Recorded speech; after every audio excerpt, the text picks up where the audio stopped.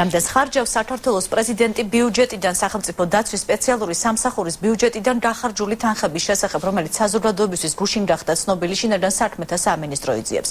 Დამოთხოვილ დოკუმენტაციას რიფი საიდუმლო მოხსნეს. ეს დოკუმენტი უმრავლესობის წევრმა ირინა იმერლიშვილმა გამოაქვეყნა. ჩამონათვალში მოხდა პრეზიდენტის ვოიაჟები დუბაისა და ტაილანდში, დასახდომი პროცედურები პრეზიდენტის შვილის განათლება. საიუველირო ნაკეთობები დეპუტატებისა და ცნობილი უკრაინელი მომღერლისთვის, ასევე ხარჯთაღრიცხვის ფურცლების დემონსტრირებას უმცირესობა 19 აპრილის ნაციონალურ აქციას უკავშირებს. 1000 ბრალდება მოგვისმენია ჩვენ, ეს არის ბრალდებების მორიგი ნაკადი, მოდით დავიცადოთ, ყველაფერი გაირკვევა.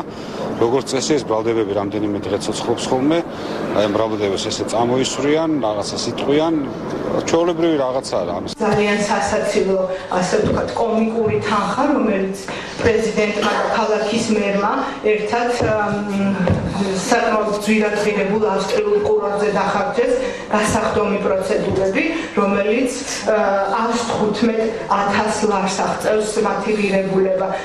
ცხრები ყავთ ნაყიდი 47,950 ლარად და გარიგებული მოსახლეობისათვის და ასე შემდეგ. ასეთი ხარჯები აღარ მთავრდება.